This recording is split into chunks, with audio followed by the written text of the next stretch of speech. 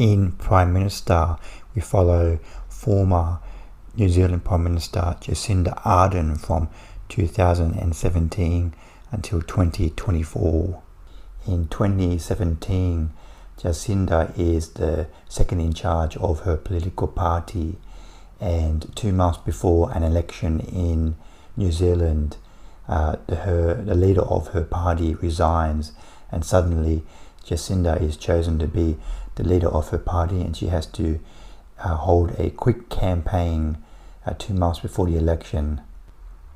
Jacinda wins that election, and this documentary follows her through her pregnancy during her first term as Prime Minister, and also some terrorist attacks in Christchurch in New Zealand, and also the COVID outbreak in New Zealand. Prime Minister is directed by Michelle Walsh and Lindsay Utz, and this is Lindsay's directorial debut, and Michelle has previously directed the documentary Chasing Great. Prime Minister is at its strength when it's shown the behind the scenes of how she is dealing with this being Prime Minister. She's so young. She was only 37 years old. She's pregnant at the time. She has to reveal this pregnancy to the public in New Zealand, and all the feedback and positive and negative feedback she gets about this pregnancy, and then she has to deal with all the troubling events that happen in New Zealand. And the film is at its strength when she's talking to the camera.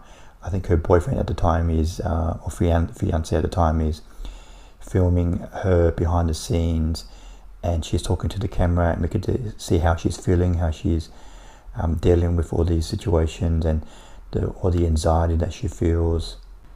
Jacinda, she comes across as a very compassionate, human person. He doesn't really feel like a politician that you usually see on TV. She comes across as a very relatable person that you can talk to, and she's very likable and funny and personable. But the film does feel like a Wikipedia entry documentary at times.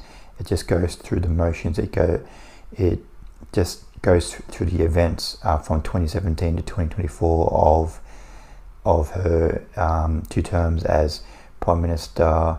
It doesn't. We just don't get enough of what she's feeling and how she's dealing with all the events happening in her life. Most of the documentary is just all of the events, the terrorist attack and her pregnancy, and how she deals with COVID, a lot of stuff that we already knew. But it's testament to how inspiring Jacinda's story is, that despite my misgivings about the film, that it's a lot of events that we already know. Is a testament to Jacinda's character, that the film is still very, very good, very, very entertaining, and it was good to relive these events, because these events were important in the last decade or so, and it's good to and these events are still relevant to today, like gun control and terrorism and understanding the Muslim culture and terrorist attacks. So it's still relevant to today, and we shouldn't forget about these events. I would have liked to have seen more of Jacinda after she concluded her role as Prime Minister, what she's doing now. I would have liked to, I assume she's doing a lot of speaking roles.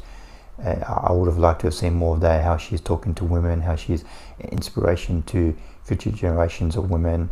I would have liked to have seen more of that. I give Prime Minister 3.5 stars out of 5. I still think this documentary just shows too much archival footage, too much of stuff we already knew.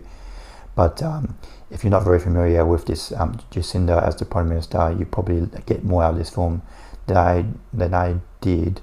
But I still recommend checking out Prime Minister, because Jacinda really comes across as a relatable, compassionate leader, and we don't really have a lot of these type of leaders in the world today. So I definitely recommend checking out Prime Minister. It's very inspiring and very enlightening and very engaging. Thanks for watching. What did you think of Prime Minister? Please comment below what you thought of the film.